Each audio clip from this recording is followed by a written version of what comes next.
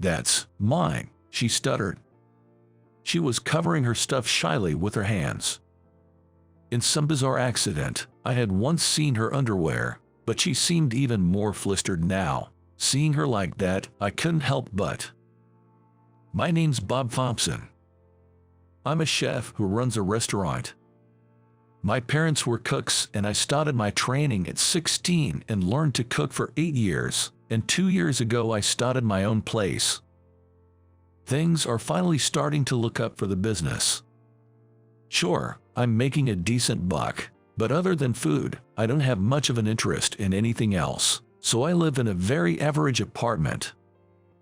It's on the ground floor, so I have a yard, but other than smoking there, I don't use it much. That day was a day off from the restaurant, and I was taking it easy at home. Then, something fell into my yard. Sometimes stuff from the upstairs neighbors falls down, so I figured it was probably that, but when I went out to pick it up, it turned out to be a bright red bra. Just as I was thinking about how awkward it would be to return it, that's when it happened. "Help me, please," a voice came from above. Looking up, a woman in worn-out clothes was looking down at me, calling out, "I'm sorry, I can't open the window. I'm locked out on the balcony. What, are you okay?" Apparently, she couldn't get back into her apartment and was trying to get someone's attention by throwing the underwear she had. I promptly went to the landlord's office to explain the situation. Taking the landlord to the apartment above, I watched as the woman was rescued by him. With teary eyes, she thanked us and promised, "I'll come by to thank you properly soon." And with that, we called it a day. A few days later, that woman, called Miss Emily Wilson, came by with some homemade sweets. Emily, a struggling student, said apologetically, "It's not much, but it seems she doesn't buy new clothes very often, hence why she was wearing such tattered clothes the other day." Without making a fuss, I handed over the underwear that I had not yet returned. It was neatly packed in a bag. Her face turned bright red. She chuckled and said, "I'm sorry about this." When I concerned myself with how difficult it must have been for her after what happened yesterday, she said that apparently something got stuck between the windows and she couldn't open them. I should really clean my room. I need to be careful too. Just then, her cell phone rings. Seeing her hesitate, I said, "Go ahead," and she took the call, started to talk. Her tone of voice clearly dropped as she said, "Understood," before hanging up and sighing heavily. "Are you okay?" "Well, they cut my hours at my part-time job. I need to pay my student loans, so I guess I'll have to find another job." Apparently, Emily's parents are quite well off and they're the ones paying for her apartment. However, not wanting to rely on them forever, she's taken it upon herself to handle everything else on her own. Without giving it much thought, I asked her while she was feeling down, "Would you like to work at my place?" At the surprised Emily, I told her that I run a restaurant and that I was considering posting a job opening since we were short on floor staff. Then Emily bowed her head and said, "Please." For my part, it saved me the cost of the job ad, and thus Emily ended up working at my restaurant. Emily was very sincere, quick to learn, and above all, she was friendly. Since it's a French restaurant, floor staff often get asked about wines. Emily was also knowledgeable about wine, and in that sense, she was a great asset to us right away. She took on almost all the night shifts and ate her staff meals with relish. I can save on food expenses with staff meals. When I asked her to take a break once in a while as she's busy with university, that was the answer I got, and I couldn't help but laugh. She's struggling financially, but it seems like her pride won't let her rely on her parents. While I find her independence impressive, I can't help but feel that it's okay for her, still a young girl, to rely on others sometimes. Well, that's different for everyone. A few months have passed since Emily started her part-time job. This day was the busy Christmas season, and both the kitchen and the floor were bustling. We had more customers than expected, and the kitchen started to get overwhelmed. With a significant increase in customers from last year, we simply couldn't keep up with the dessert plating. "Sorry, Emily. Can you handle the dessert plating?" "Me. I'll show you once. Just do it roughly. The desserts and fruits are all already prepared." In our place, we don't employ a pastry chef. Instead, the chefs take turns preparing the desserts.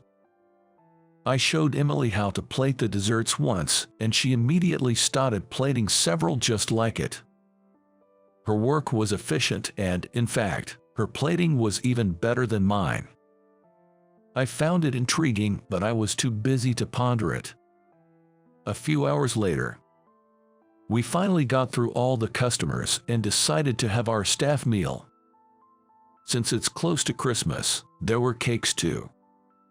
Emily was happily munching on her cake. "You were a big help, Emily. Thanks to you, we managed. You're really talented." And no, I'm not. It was when Emily said this bashfully. "Hey, who left these papers here? The ones for the certified baker." Matthew from the floor staff had the papers that had been left near the locker. It seems that in the hustle and bustle, someone moved the papers that were near the locker onto the desk. But a certified baker, that's a pastry chef certification. One of the chefs must be studying for it. But then, that's mine. Emily, her face redder than when her underwear was seen, covered her mouth, now white with cream, and raised her hand. Heck, it's so embarrassing. Emily quickly went to retrieve her papers. Come to think of it, Emily is in her sophomore year of college. She should meet the eligibility requirements for the exam. I was studying because I wanted to become a pastry chef, but I didn't want anyone to know in case I failed the exam. Really, I could have helped you study if you told me. What? I have the certification too, and I even have past exam papers. What? Emily's eyes widened in surprise. I met the exam eligibility too, so when I took it, I passed. I was lucky though. You must be busy studying for the exam, so would you like to switch from floor duties to handling desserts? You'll only be doing the plating, not making the desserts. Is that okay? You can do the dishes until the dessert orders come in, and then study when you're done. The busy season is almost over, and the certified baker is a national certification. It was my way of showing consideration, considering how tough the study must be. Ever since then, Emily has been in charge of dessert plating, and when there were no desserts to serve, she would study in a corner. She would ask me what she didn't understand, and sometimes a few young chefs would join in, quizzing each other about the problems, which was a fun topic in its own right. Of course, when it was busy, she would concentrate on plating, and as far as I was concerned, as long as she did her work, she was free to spend her spare time improving herself. In fact, the other chefs would study wine when they had spare time too. And so time passed, and half a year later. Bob, I passed. Oh, congratulations. Emily passed her certification exam splendidly. The passing rate isn't high, so it's truly her hard work that paid off. All the chefs in the kitchen were delighted, and it goes without saying that Emily's meal that day was a bit more luxurious. All the other chefs who had taken the exam on a whim had failed spectacularly. Bob and everyone else, thank you so much. Not many people in my college class passed, so I'm incredibly happy. Emily had a beaming smile on her face. However, even though the exam was over, she was still a student. There's still a mountain of things she needs to study. So, as usual, I told her she could study when the restaurant wasn't busy, to which Emily, as expected, was hesitant, saying, I can't possibly have you do so much for me. But both in the kitchen and on the floor, Emily's brightness and positivity were a saving grace. Everyone wanted to help Dad because of Emily. When I told her this, Emily's face turned red, and she muttered, "I will repay this kindness someday." Several months later, a reservation for dinner came in. It was a couple who ordered the highest-priced set menu, and the serving was handled by Matthew. I was giving instructions briskly. "Emily, could you please prepare the dessert?" "Sure." Upon saying so, Emily started preparing the dessert included in the course. I always made a point of greeting customers who ordered the most expensive menu in my restaurant. Being a small business, I believed it was important to pay such attention to detail. After Matthew brought the dessert and some time had passed, I decided to head over to the customer's table, but when I got there, the customer was nowhere to be found. "They haven't even paid yet," I muttered, looking around the room, when suddenly someone tapped me on the shoulder. "Whoa, oh, I apologize. I didn't mean to startle you. I asked the staff to call for the owner, but we must have crossed paths." "I see. I apologize for the inconvenience." With that, I first had the customers seated. They had mentioned needing me for something, and for a moment, I tensed, wondering if it was a complaint. "We wanted to thank you." "Thank me? The truth is," the customer began to say. "What, Dad, Mom?" a surprised voice rang out. Looking over, I saw Emily with wide eyes looking at us. Dad, Emily's parents." "Yes, that's right. What are you doing here?" "Well, it's only proper to express gratitude to those who have been kind to our daughter, isn't it?" With that, the customer, no, the father of Emily, Harry, took out his business card. As I hastily accepted it, wait, the card bore the name of a major franchise company. I knew Emily's parents were wealthy, but I had no idea they were in the restaurant business. She wants to work in the food industry in the future and is studying for a certification. I hear you've been helping her. "No, it's all thanks to Emily's hard work." I simply spoke the truth. Emily, looking embarrassed, muttered, "Dad, please stop." As a daughter, this must be a cringy moment. But, with parents who run a major franchise, she'll never have to worry about finding a job. Once you graduate, I'm sure she'll make an excellent manager. Emily is a quick learner in the life of the party. Haha, it's nice to hear that from the person who's been so helpful, Harry said when. "I won't work." "I won't work at my dad's place. I want to be a pastry chef at this restaurant." "Wait, what?" I was taken aback by her shocking declaration. I was, to say the least, frozen. All the more so because she made that declaration in front of her father. "You said you need a pastry chef. The head chef even said he'd welcome me. I want to pay back your kindness. Please let me work." With that, Emily bowed her head. Indeed, Emily is in charge of desserts, and if she practices from now, she should be able to make desserts. Her serious eyes had me puzzled, but honestly, it would be a big help if Emily could work as a pastry chef in the kitchen. Moreover, when Harry says, "Emily is so insistent, I'm sorry to ask, but could I ask you to keep an eye on her for a little while longer?" I have no reason to refuse. "We'll have to start studying recipes from tomorrow then." "Yes, thank you very much," Emily replied with a cheerful smile. Fast forward a few years. My restaurant has become so popular, with a 3-month wait for reservations. Actually, after that, a dish I supervised ended up on the menu of Harry's franchise store as a limited-time offering.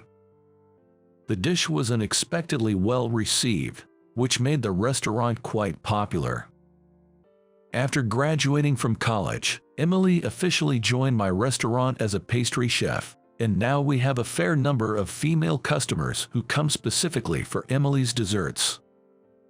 Given its popularity, we're finally opening a second location, a cafe. I plan to have Emily take charge of the kitchen there. I really owe Emily a lot, and it's no exaggeration to say that we were able to open the second location thanks to her. But no one would ever guess that our meeting was sparked by a red piece of underwear and the fact that we're dating. Moreover, with the both parents' approval, I planned to give her a ring, but she said, let's wait until the restaurant gets on track, so they'll have to wait. Now the restaurant seems to be more important to her than I am, which is a bit frustrating. Oh well. By the way, the red bra that set off this fate-like string of events seems to have been finally thrown away, but the third-generation one occasionally appears in the laundry. It seems that it was originally something she bought on sale, but now she apparently wears it as her lucky charm underwear for good luck. She wears it when something important is happening. Yes, on days like today. Bob, what are you doing? We're opening soon. I know. Today is the opening day of the second location. Customers are already lining up, and it's bustling. The two of us will open the door and probably greet them with smiles. Welcome. My name is Samuel Jefferson. I'm a 30-year-old office worker. Can't exactly say I'm living the high life in my 30s, but I'm getting by in my own way. Looking at my life, I wouldn't blame anyone for feeling sorry for me. After all, I live in a really run-down apartment. The only thing it has to offer is the good location and low rent. Other than that, it's all drawbacks. It's a 2-story apartment, built about 50 years ago, and a 5-minute walk from the nearest subway station. They did replace the overly wristed stairs with new ones, but the corridors are still full of rust. And because the apartment is of wooden construction, it lets in drafts. Because of that, it creaks all year round, and well, most noises get through. I can easily tell when someone comes home. People often ask me, why don't you move out? But finding a new place to move to is a hassle, not to mention the cost of moving. There aren't any inconveniences, and above all, the location is great and it's cheap to live here. You'd have a rough time finding a place with the same conditions. And as they say, home is where you hang your hat, right? There are no weird people among the apartment residents, so I'm able to live without much inconvenience. Given the size of the rooms, most are living alone. If an earthquake or fire makes it impossible to live in the apartment, well, I'll consider moving then, but since I'm single anyway, I guess it's fine to stay as is. I was thinking about things like that, but one day, a rainstorm on the scale of a hurricane hit the apartment. While the house was usually noisy, fortunately, the wind wasn't too bad. The sound of the rain was intense, but as this is usual, I intended to endure it with earplugs, or so I thought. No way. Oh my, what do I do? Oh no. I heard a voice, close to a scream, from the room next to mine. If I remember right, the corner room next to mine is where a female college student lives.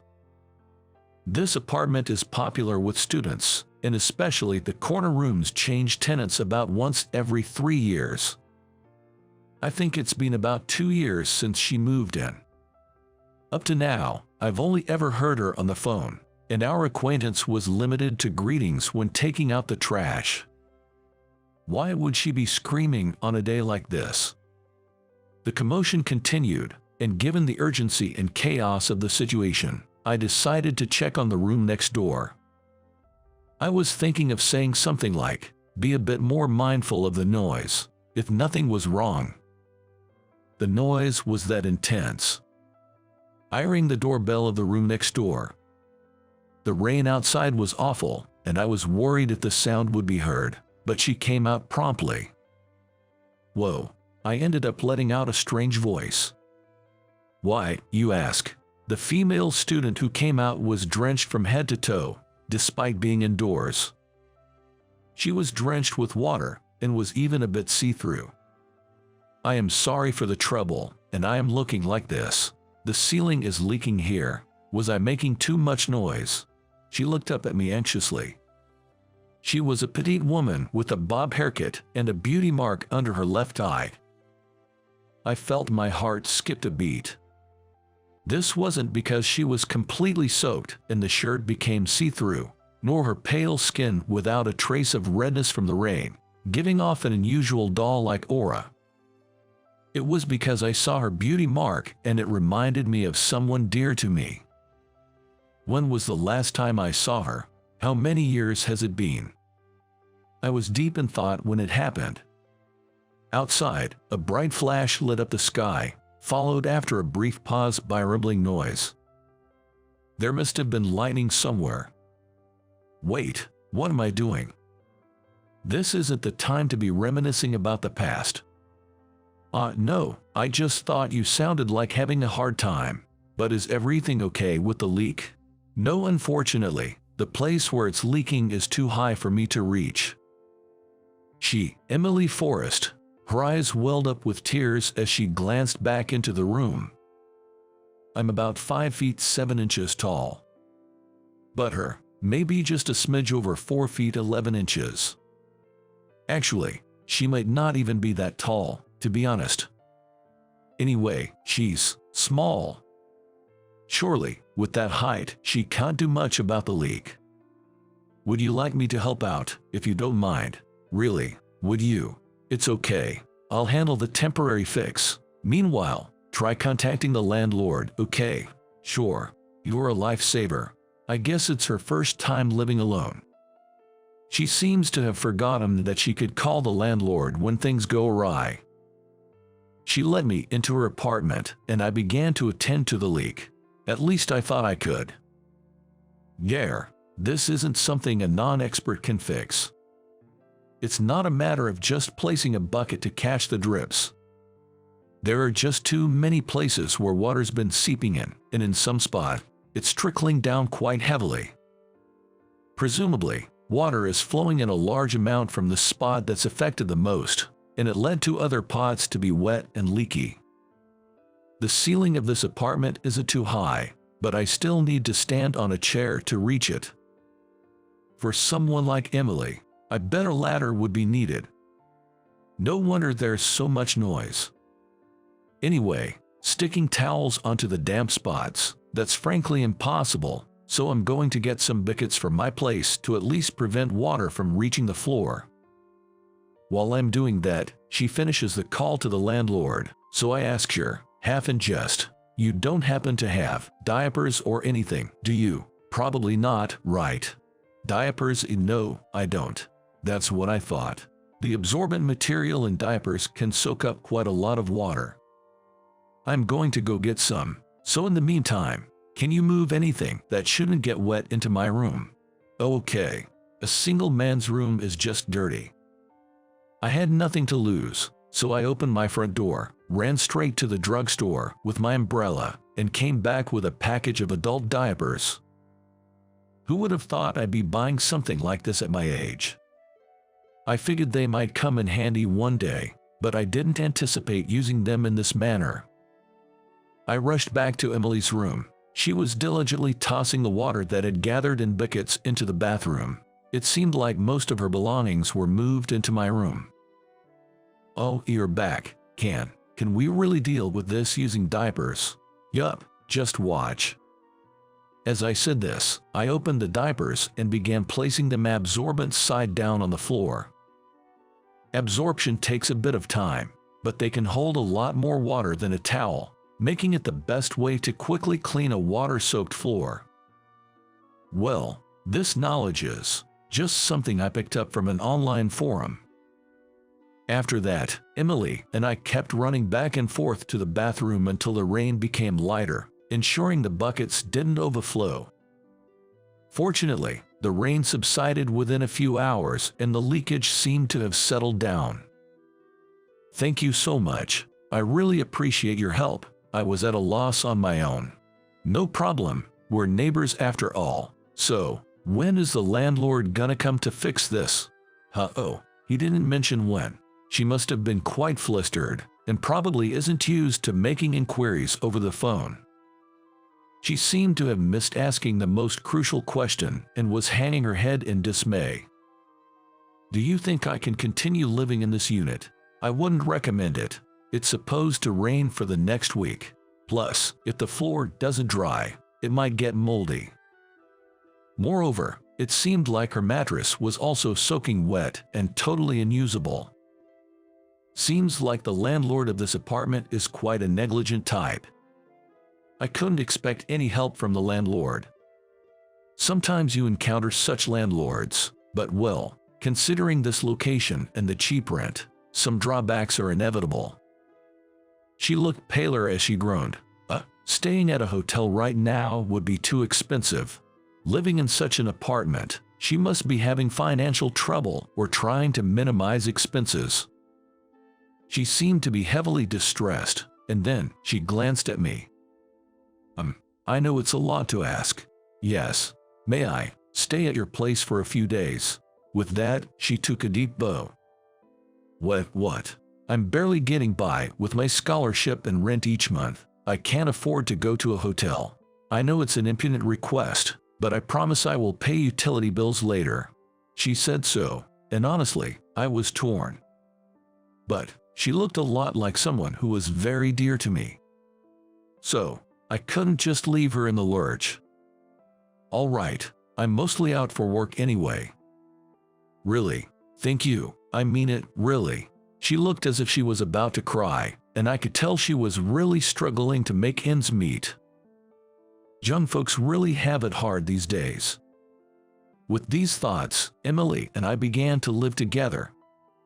I was mostly out due to work, and Emily cleaned my room and cooked meals in between her classes.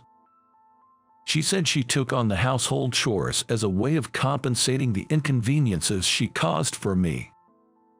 Even though I ended up paying for the groceries due to her financial situation, as a single guy who hadn't had a home-cooked meal in years, it was actually a blessing to just buy ingredients and get to eat a home-cooked meal. Eventually, I reached out to the landlord and was told that the repairs would start a week later. Considering that it's a job that could be done in a day, our shared living situation seemed like it would end quite soon. I felt kind of a bittersweet feeling. Of course, I let her use the bed, and I've been sleeping on a new simple mattress, which has made it a bit harder for me to rest. But having someone else in the room just feels good, and it made me feel a bit more gentle. It was one of these days with her. As she was looking at her smartphone, she suddenly said, "Landlords have it tough too, with the compensations and all." Well, sure, repairs cost money, but they're getting rent income, so these are necessary expenses, I think. But the cost to compensate for the appliances ruined by the leak this time, that must be quite a bit, right? As she said that, I felt something was off. Of course, it's only natural for the landlord to cover the repair costs, but as far as I remember, the terms of our contract here didn't include compensation for appliances. Emily, the contract here states that even if something breaks due to some issue, the landlord won't cover the cost. What? Emily was so surprised that her eyes went round and she looked like she might jump up. It looks like she signed the contract without thoroughly looking at the terms. A common mistake among the young folks. That's not fair. In the end, it's the landlord who's to blame for not maintaining the place properly. But that's the agreement, right? Your only choices are to find a lease where the landlord will compensate you or to take out homeowner's insurance. I tried to calm her down, but she puffed her cheeks and protested. But I can't live here if I don't sign the lease. That's just unreasonable. Do you understand what it means to sign a lease? It means you agree to its terms, so there's no room to complain. I recommend you take the time to read it thoroughly before signing, to avoid scams and such. She hung her head and pouted. She really does act her age at times like these. It's a bit worrying because she's so young. Anyway, this new life with Emily felt quite refreshing for me. With the homemade meals she cooks every day, and the house kept so clean, and our conversations are always enjoyable, so a week just flew by. Emily, who always puts a smile on her face, is so adorable that I find myself thinking she must be popular.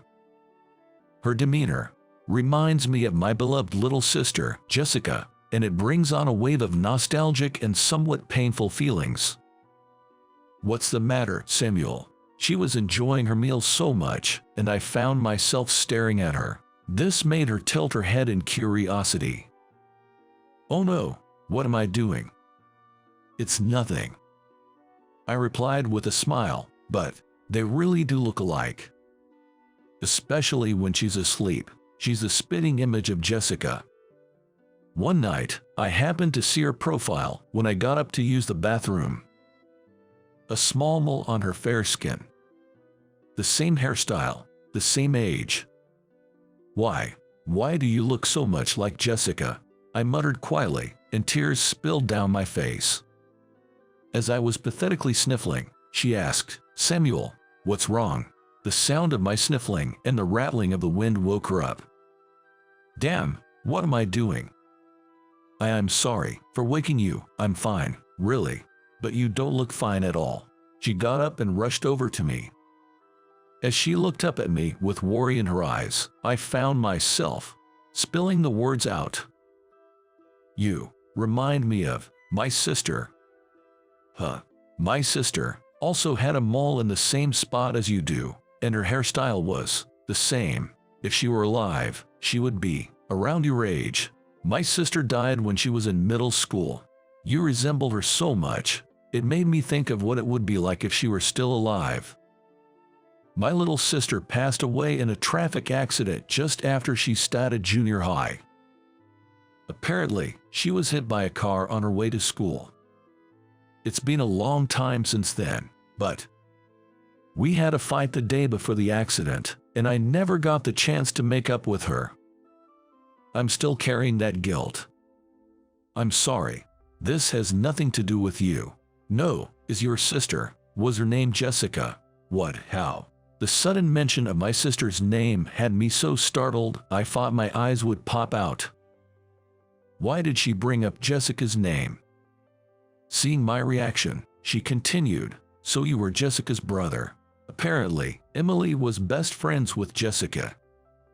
I always had felt self-conscious about my mole, but Jessica said we were mole twins. After that, we started matching our things.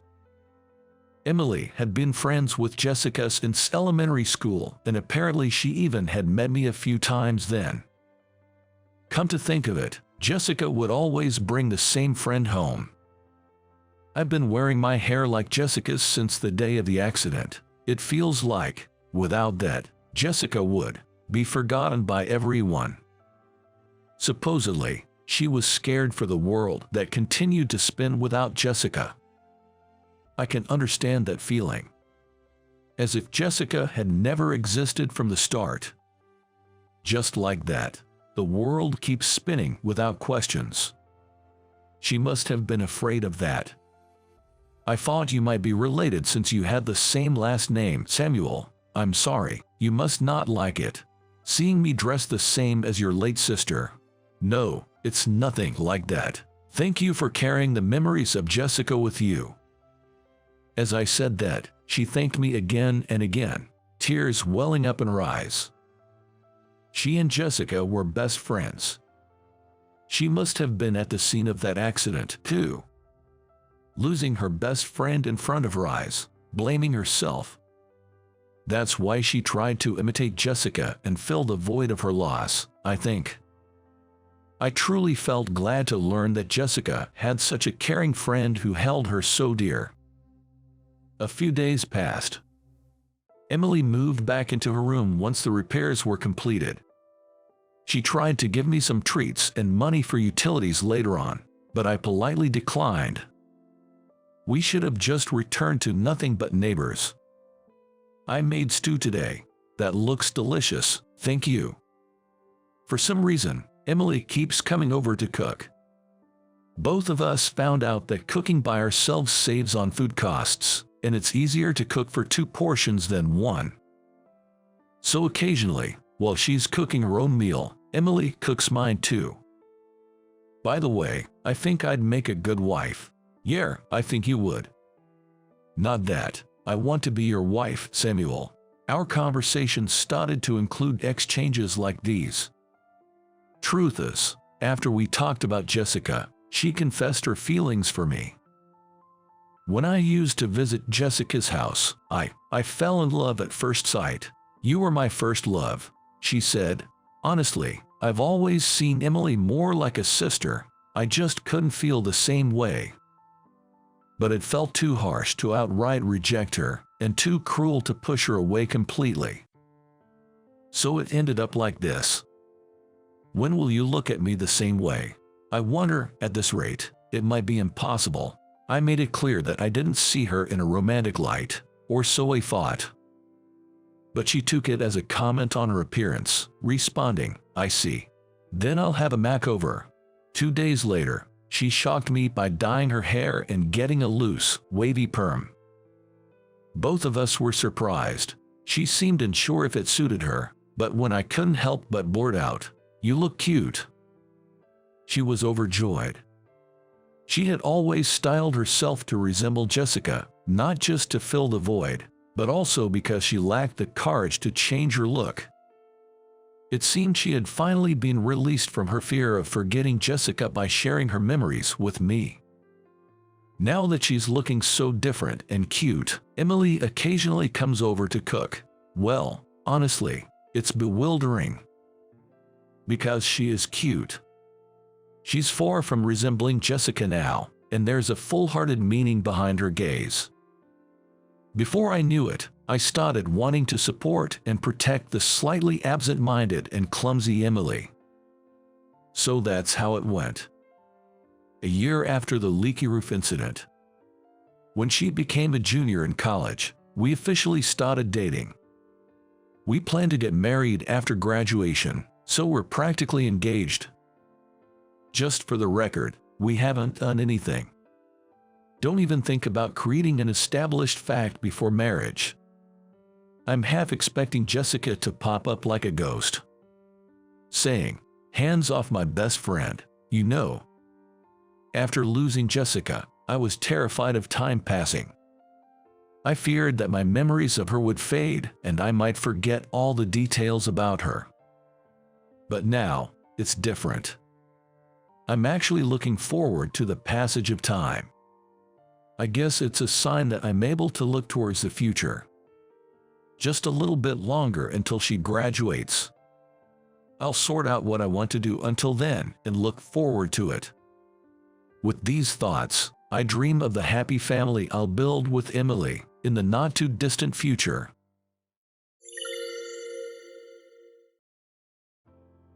Did you forget? My unpleasant looks and history of nothing but bad luck sums up my life. I was set up by a colleague and got demoted, and my newlywed wife ran away from me too. The one laughing at my situation is my attractive boss at this new demoted post. Frozen like a deer in headlights, she whispered to me. It was my first time. Confused by her unexpected words, I was.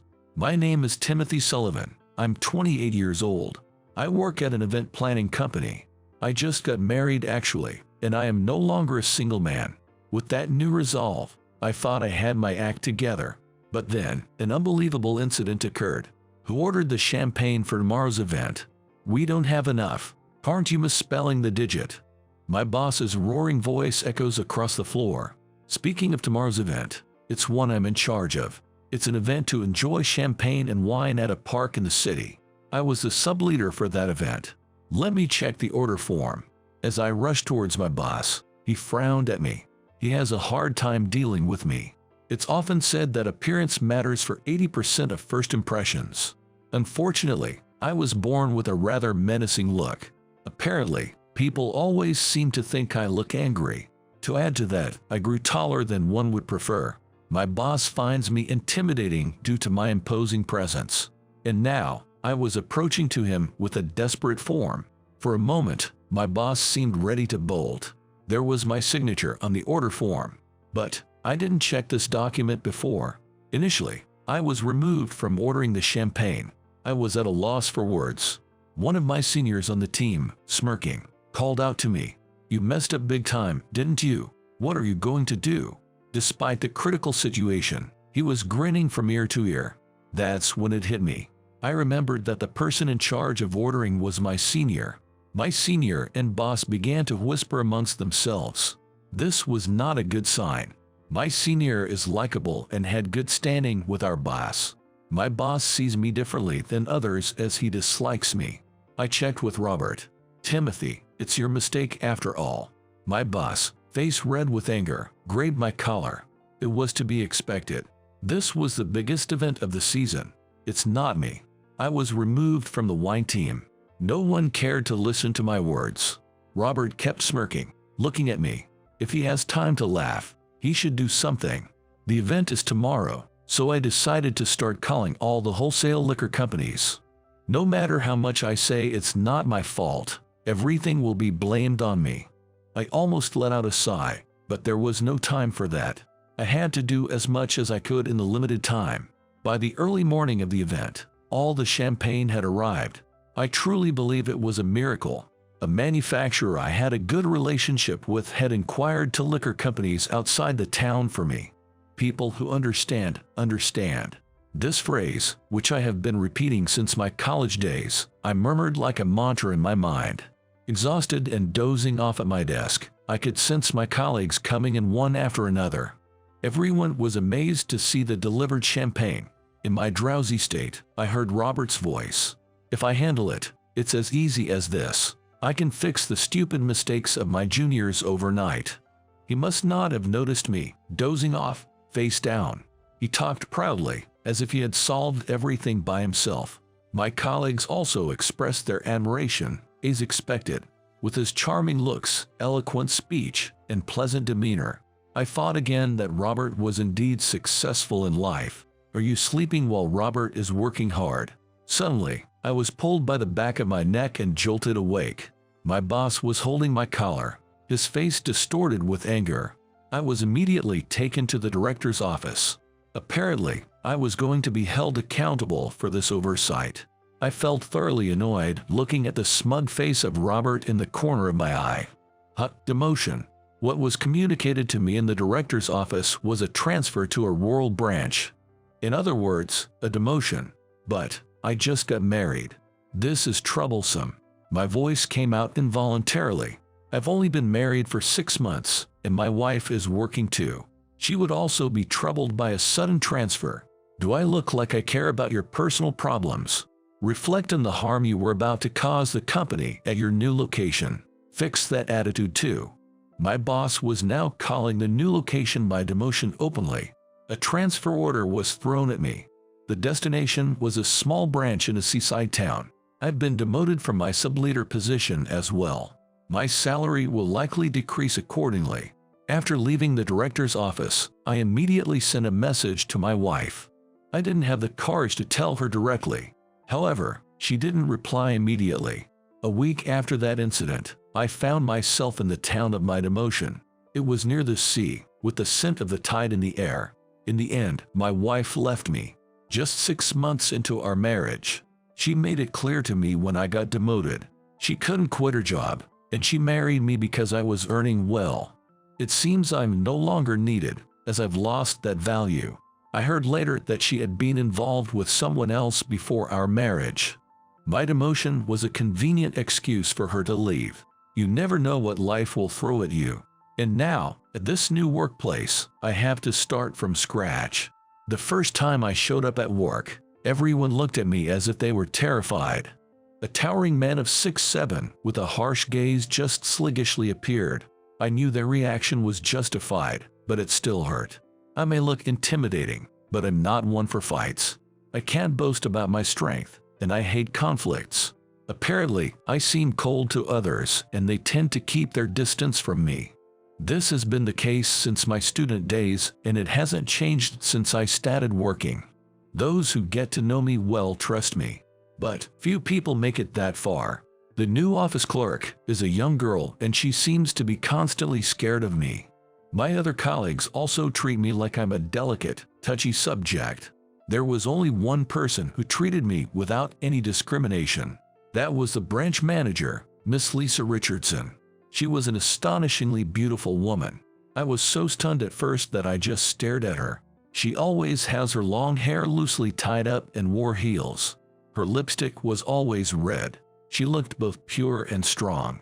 2 beauty spots lined up under her left eye, and when she smiled, her eyes narrowed in a way that was really charming. On top of that, she was a perfect beauty who was great at her job. She was particularly kind to me. I'm not being conceited. She really was especially kind to me. If I was eating alone, she would always invite me into the lunch group. If I was quiet, she would bring up various topics, trying to bridge the gap between me and the other colleagues. With her help, I quickly adapted to the workplace. It became more comfortable for me than the main office. People are not as they appear, she would tell our co-workers and people in the community while introducing me. In this rural setting, it's essential to build relationships with the local residents. From small to large events, our company seemed to handle almost all of them. And the office clerk told me that every group we worked with became a regular customer. Recently, I've even received fish from a local lady or dishes for dinner. In return, I get asked to do various things, like cleaning high places or changing light bulbs. For the summer dance festival, we're counting on you to take the lead, Timothy, Lisa said to me once I'd really settled into the local community.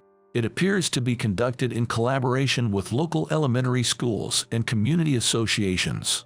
I would probably be interacting with even more people than I am now. I wondered, can I really handle such a crucial role? I wondered if I could handle such an important role. I'm anxious about making a bad impression on people I meet for the first time. I don't want to put my coworkers, who have been so kind to me, in a tough spot. It was those colleagues who encouraged me when I was unable to respond right away. It's all right, we've got your back, they all reassured me. I had never been treated so gently before, and I almost found myself tearing up. It's all thanks to Lisa. When I look at her, she's perched irreverently on a desk, legs crossed, smiling. The heel caught on her toes, swaying, left a strong impression. Lisa usually appears prim and proper, but sometimes odd gaps in her character show. She can be surprisingly rough around the edges, or use crude language. Even though low heels would make her work easier, she always wears high stilettos.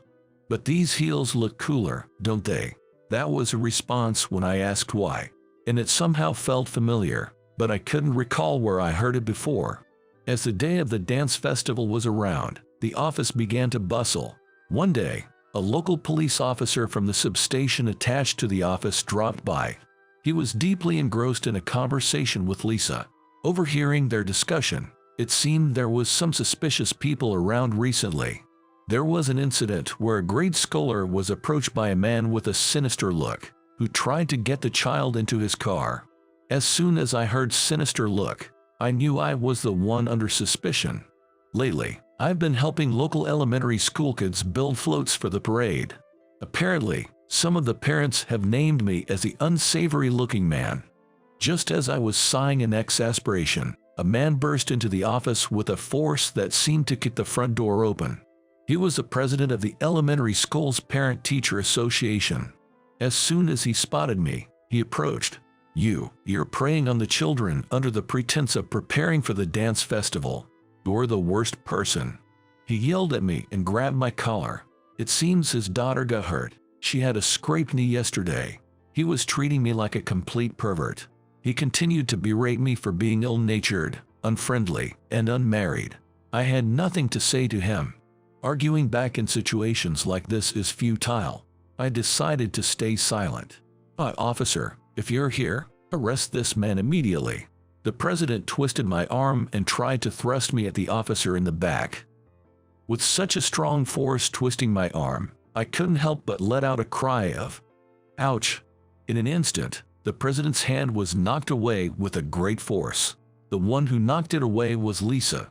While glaring at the president, she tried to hide me behind her back. There was a height difference between us, so I was not hidden at all. What do you think you're doing to my subordinate? Stop making unfounded accusations without any evidence. The firmness and conviction in Lisa's words seemed to overwhelm the president. At the time his daughter was supposedly harmed, I was at the float-making site, surrounded by a bunch of kids. Lisa and other colleagues were at the site too. Even so, this man with his criminal-looking appearance. The president kept ranting despite the odds turning against him, making Lisa lose his cool. I believe judging people by their looks is questionable. Just then, from the entrance of the municipal office, we could hear the children's voices saying, "That's right. It's not right." It seemed they were worried about me not showing up for the float-making time and came to the office to fetch me. The children explained my innocence to the president in earnest and started crying, asking him not to bully me. At this, even the president seemed utterly perplexed and scratched his head. "I'm sorry, I lost my cool." He immediately bowed his head and apologized to me. The children looked up at me. I gave them a reassuring smile and said, "It's okay." They seemed relieved, stopped crying, and started to smile. We made up. They seemed happy. That evening, the real culprit was quickly arrested. The culprit was a young man from the next town over who bore a striking resemblance to me. "Why did you stand up for me? I could have been the criminal, you know." When we were left alone due to overtime work, I asked Lisa. I appreciated that she believed in me, but there was a feeling that she understood everything about me that was deeply intriguing. What did she know about me? I wondered. Maybe she was a bit inclined to pick a fight. Suddenly being faced with my baseless accusation, Lisa stared at me, dumbfounded. Then she broke into a gentle smile. With her heels clicking, she made her way over and stood next to my desk. "Did you really forget about me?" She leaned in and whispered, causing my heart to race. Lisa reached out and propped up my chin. She looked straight into my eyes. It was my first time. "Will you remember if I do this?"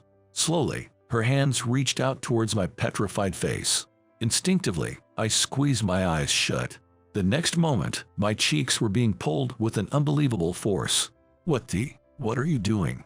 My words were distorted as my cheeks were being pulled from both sides. Lisa chuckled. "Come on, remember it." As she said this, she extended her hand in front of me. A large silver ring was on a finger that was usually bare. The moment I saw it, my memory center kicked into high gear. "This ring." "What, this ring? It's the one I gave you, right?" Lisa watched me, grinning at my surprise. This ring was my first gift for a girl. When I was still in middle school, I frequently visited a bookstore where a girl worked. Though I say girl, she must have already been in college. The first time I saw her in the bookstore, I was surprised by how beautiful she was.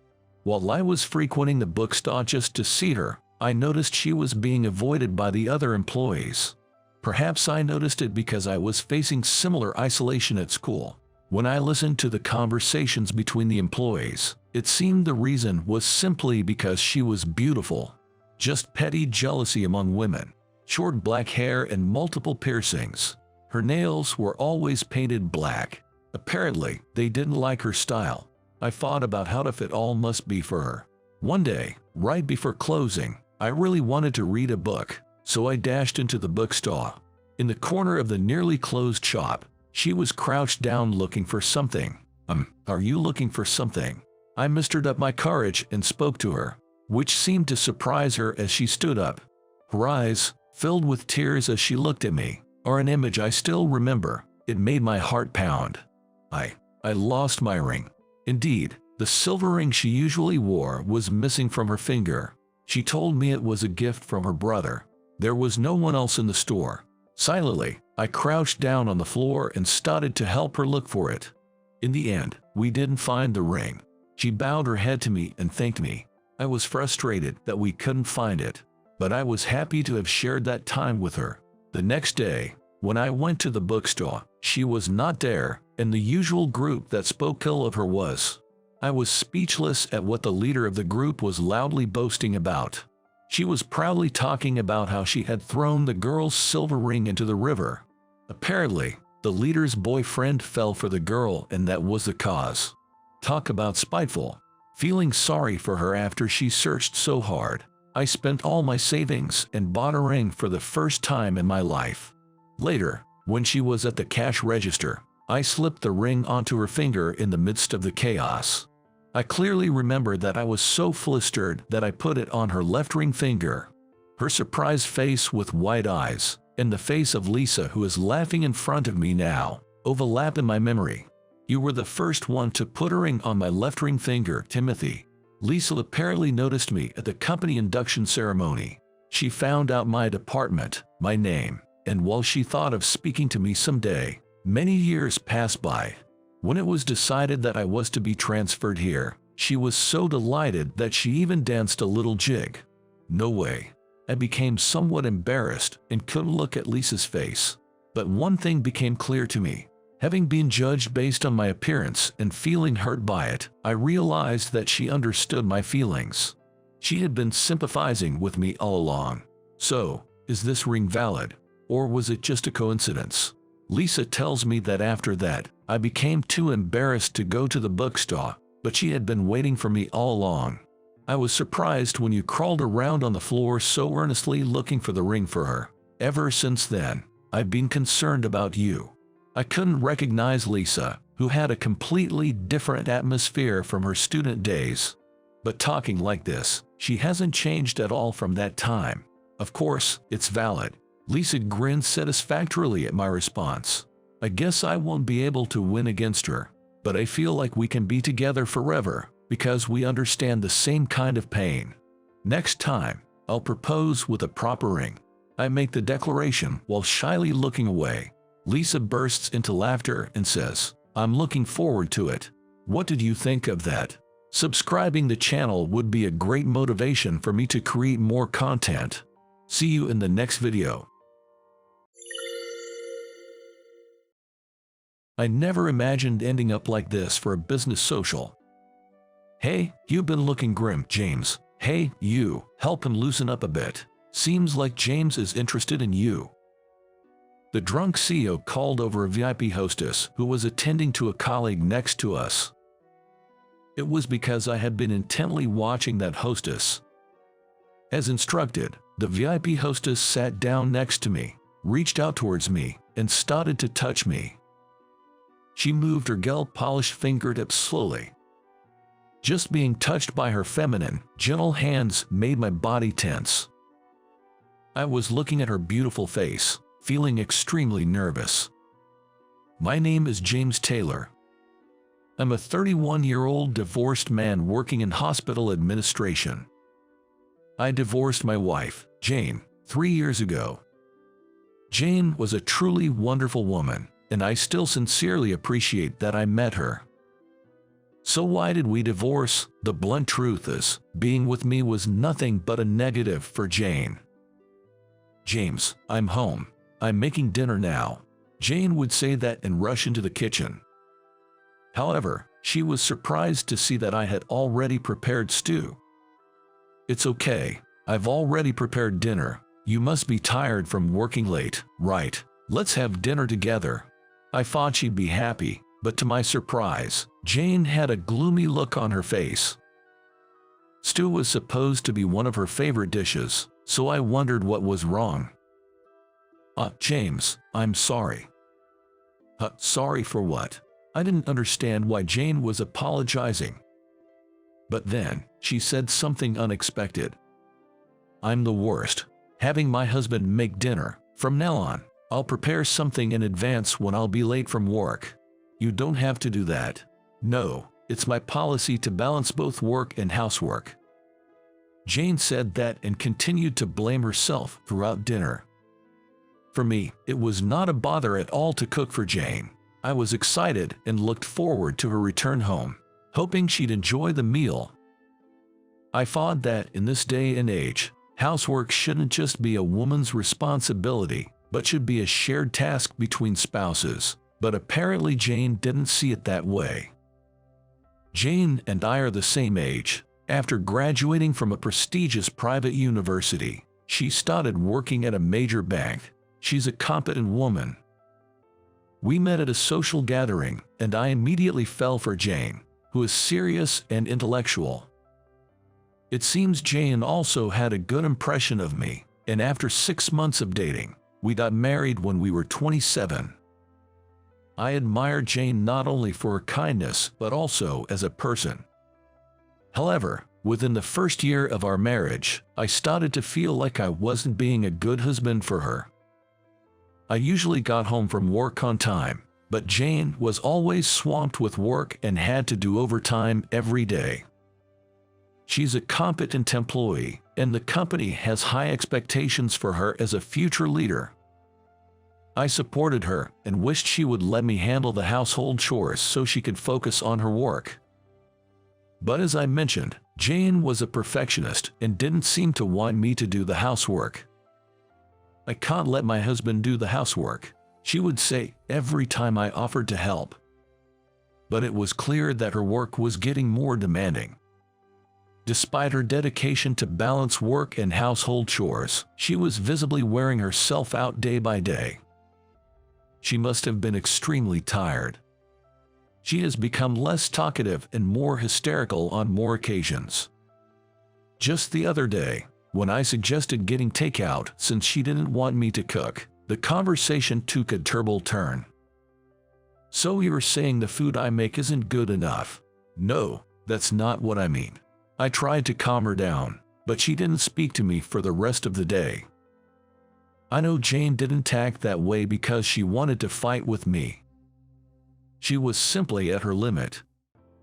Not wanting to push my beloved wife any further, I proposed a divorce to Jane. "I see. Divorce, huh?" Jane quietly accepted my proposal.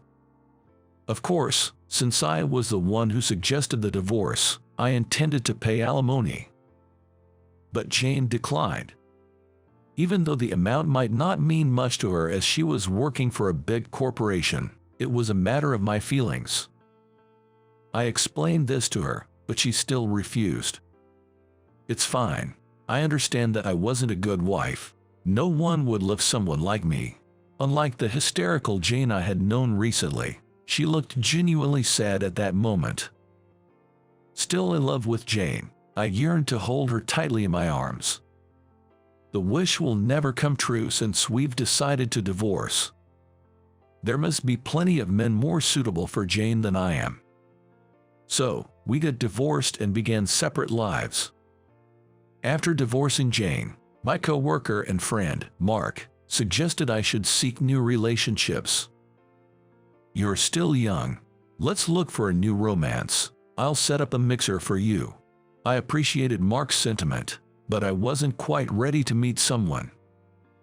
Apparently, I loved Jane more deeply than I thought. It also seemed somewhat inappropriate to look for another woman so soon after divorcing Jane. I felt guilty, wondering whether I, who had caused Jane sadness, had the right to find happiness. Now that I was divorced, with more time to spare, I began to devote myself to work more than ever. Thanks to that, I was given more responsibility at work. Lately, I've been personally noticed by the director of the hospital, which I'm grateful for. Before I knew it, 3 years had passed since I divorced Jane. However, I hadn't been involved with any women since then, and there wasn't a single day I forgot about Jane. Even though our relationship was supposed to be over, she would likely continue to live in my heart. Living a life of going back and forth between work and home, one day, the CEO suggested we all go for drinks at a club in downtown LA. "I'd like to deepen our friendship with you guys, who have been managing the hospital administration so appropriately. Of course, it's all on me." To be honest, I wasn't very interested in this proposal. I'd never visited such a place before and wasn't interested in women right now. Even if I were to be entertained in this state, I didn't think I would enjoy it. But I suppose it's time to grow up. Since the CEO had made the suggestion, it wouldn't be right for only me to be absent. Thus I, along with other members of the group, visited a high-class club in downtown LA.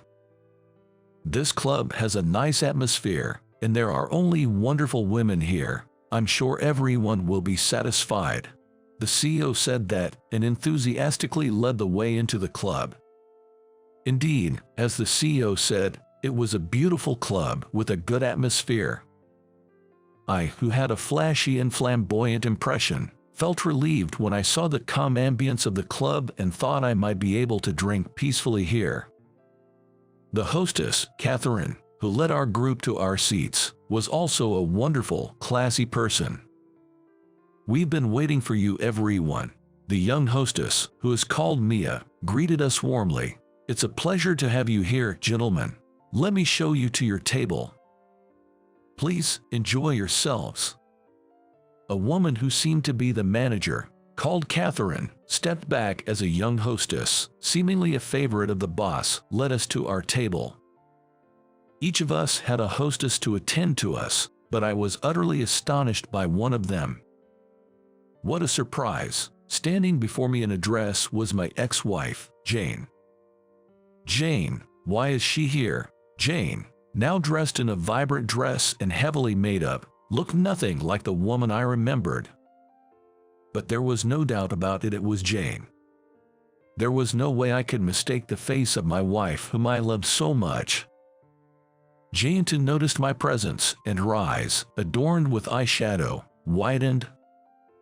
For a moment, it felt as if time had stopped between us, but of course, no one around us noticed. The girls distributed themselves evenly among the tables and began serving us. Jane didn't come to my side, but instead sat next to a colleague of mine, Carl. Carl, faced with Jane, began chattering excitedly. Getting to be entertained by such a beauty. "What's your name?" "It's Janet."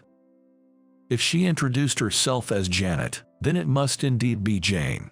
With this strong belief, I stole glances at Jane while chatting with the other hostesses. I couldn't help but wonder why Jane, who had once worked for a large corporation, was now working at a club as a hostess in downtown LA. Jane had always been quite a beauty, but she now looked even more refined. Her makeup was flawless and her dress fit her perfectly. Could this air of elegance indicate that she had been working as a hostess for quite a while? All sorts of thoughts were racing through my head, but I couldn't get drunk despite drinking alcohol. In contrast, the CEO, completely wasted, blurted out something unthinkable. "You seem a bit uptight, James. Hey, you, why don't you help him relax? It seems like James is interested in you." The intoxicated boss called over Jane, who was serving Carl. It was because I had been gazing at Jane. As if being ordered, Jane sat next to me, stretched out her hand towards me, and started to touch me. She moved her fingers, beautifully painted with gel nails, slowly. Being touched by such feminine, graceful hands, my body stiffened. She, too, had a bitter look on her face. Jane must never have imagined running into her ex-husband in a place like this. As she touched my thigh over my suit, I, filled with intense nervousness, looked into the face of Janet, or rather, Jane. Up close, I couldn't help but be taken aback by her sultriness and beauty, accentuated by her vibrant makeup. But at the same time, I was getting a somewhat tired impression from Jane. Of course, hospitality work can be a tough job, and fatigue would inevitably accumulate. Yet, beyond that, I felt a shade of worry in her, as if she was troubled by life itself. "Janet has got your heart racing, hasn't she, James?" With no way of knowing what was going on in my heart, the onlookers, including the boss, were laughing amusingly. In the midst of all this, only Jane and I, each with our own thoughts kept hidden, wrapped up the night at the club. Why was Jane working as a hostess? I may be overstepping, but I want to know. Thus thinking, I sent Jane an email for the first time in 3 years. The email seemed to have arrived, but there was no reply even after a week. Perhaps being contacted by me may have been annoying to Jane. But something stuck in my mind, so I decided to visit Jane's family home directly. According to a mutual acquaintance, Jane is currently living at her family home. I quickly decided to take some cookies and visit Jane's family home on my next day off. Actually, this is my second time visiting Jane's family home. Jane's parents were self-employed, affluent and refined people. But they seemed to have a policy of not getting too involved with their daughter, so my introduction to her parent was casual. I thought they would ask me more about myself, so I was somewhat taken aback when they calmly approved our marriage. Jane had said this about it. My parents are obsessed with my sister Alice, and they don't care about me. Jane has an older sister named Alice. While Jane was a refined beauty, Alice was a glamorous beauty with modeling experience. Still, to my eyes, Jane was the more attractive of the two. Alice had led a splendid life and was married to a man who ran an accounting firm. She is a woman who belonged to what you might call the winning team. From Jane's parents' point of view, they may have gone through many twists and turns when raising Alice, as she is the eldest daughter. But when it came to their second daughter, Jane, I assumed they realized there was no need to interfere so much in her upbringing and approached it with a detached attitude. However, when I visited Jane's family home, I was confronted with a shocking reality. Why is it so run down? After a long time, I was astonished to see Jane's family home. The building itself was large and grand, but the garden was completely overgrown. Even though a gardener used to visit regularly and the garden was always kept neat, now the weeds were growing wild and there was even bulky trash left outside. Feeling uncomfortable, I stepped onto the property of the house and heard a loud yelling voice. "You useless person, I want a soda, go get it for me now." When I went toward the voice, I found an obese woman with a shaggy head yelling at Jane in front of the entrance. Who is this person? I wondered for a moment, before recognizing her as Alice. Seeing the drastically changed appearance of Alice, who was once so beautiful, I was at a loss for words. What on earth happened to her? I was sneaking around in the shadows to check on the two of them. "Okay, I'll go." After being yelled at by Alice, Jane responded in a faint voice. There were deep dark circles under Jane's eyes, and though I hadn't noticed it when she was wearing a long dress at the club, her shorts revealed a large bruise on her leg. In a split second, I began to suspect that Jane might be experiencing regular harassment from Alice. "You're enjoying making me suffer, aren't you? Like in our college days, you're sabotaging my happiness, aren't you?" Becoming emotional, Alice tried to forcefully grab Jane's shoulder. Jane was trembling in fear, her body shrinking away. Unable to bear the sight any longer, I called out, "Jane," and grabbed her hand. Then we both took off running. A stunned Alice shrieked hysterically, "Where are you going?" But I paid her no mind. I ushered Jane into my car and drove off. While in a daze, Jane finally spoke up. "Why are you here? I saw you at the club the other day and I've been worried about you. You look pale now and that bruise. Can you tell me what happened? It has nothing to do with you, since we're divorced, right? Please, take me home. If I don't get back soon, my sisters will scold me." Jane said so, and repeatedly begged me to drive back to her parents' house. Why would she want to go back there? I told Jane, "I can't let you go back to that house." She clearly needed rest and a calm environment. I decided to take Jane to the hospital. She seemed very tired, so the doctor decided to administer an drip and have her admitted to the hospital for a month. I felt immense gratitude towards the understanding doctor. Although Jane initially resisted strongly, she soon fell into a deep sleep on the hospital bed, likely due to extreme fatigue. During this time, Alice kept calling Jane's phone over and over. I listened to the voicemails Alice left. They were nothing more than threats. "Jane, where on earth are you? If you don't come home, you won't get away with it. While frightened by Alice's hysteria, I waited for Jane to recover. The hospital also judged that Jane needed mental care, so she started receiving psychiatric treatment while regaining her physical strength.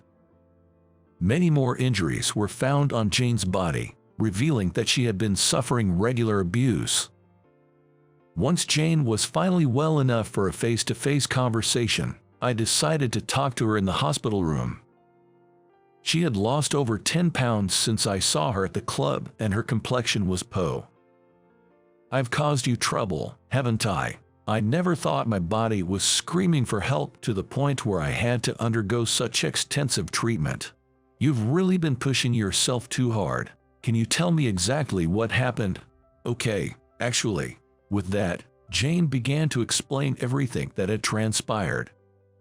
After our divorce, Jane discovered that the family business her parents ran had fallen on hard times when she returned home.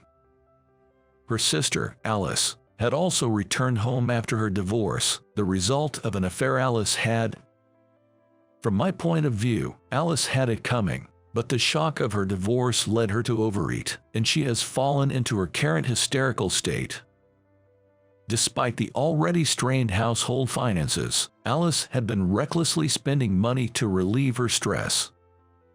To help her struggling family, Jane had taken up a second job as a hostess in downtown LA. She was commanded by her parents to bring in some income to help the family through their financial crisis. Jane did her best to protect her family, but eventually, the bank discovered her side job as a hostess and she was fired. She is now taking care of Alice and doing all the housework during the day, while working as a hostess at night. I couldn't believe all of this happened without my knowledge.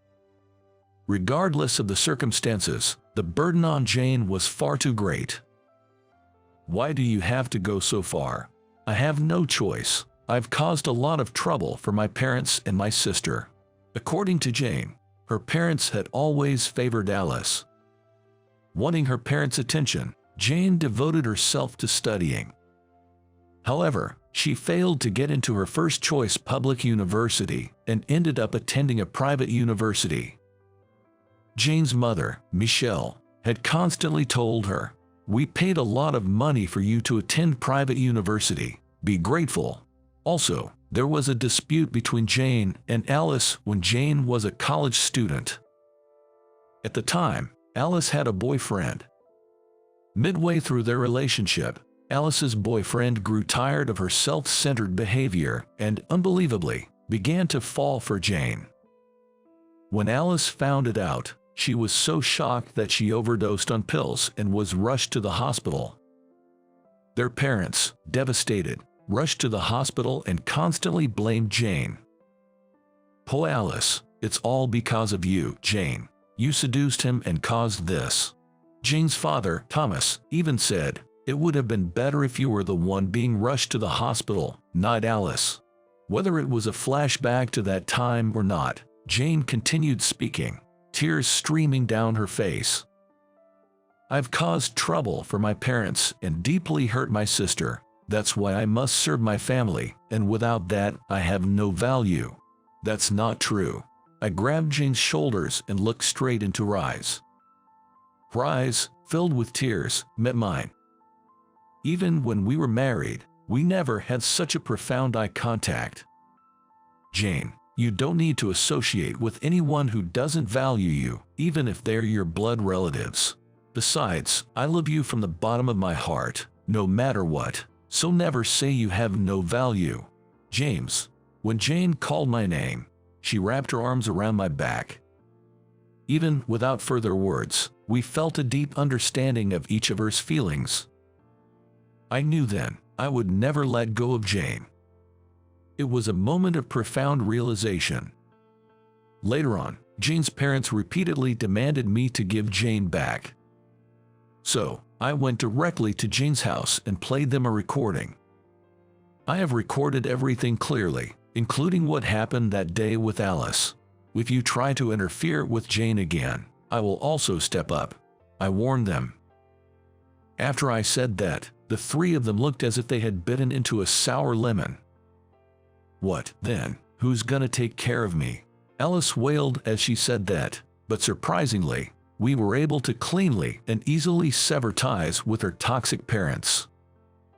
Jane's former home was in dire straits, unable to make ends meet, and considering bankruptcy. It's pitiful indeed, having to take care of Alice in such a situation. After cutting ties with her family, and a year later, Jane and I got married again. Jane got a job in the administration department of a company. She was a former banker and an excellent one at that, so she often had to work overtime due to her colleagues relying on her. I'll be late today. Could you prepare something for dinner? Sure, I'll cook whatever you want. Really? Then, I want a gratin. All right, leave it to me, I said, making fists pump. True love is not about wanting something from the other person. It's about wanting to do something for them. I want to do something for her. This thoughtfulness is love. I can proudly say that meeting such a person makes me the luckiest man in the world.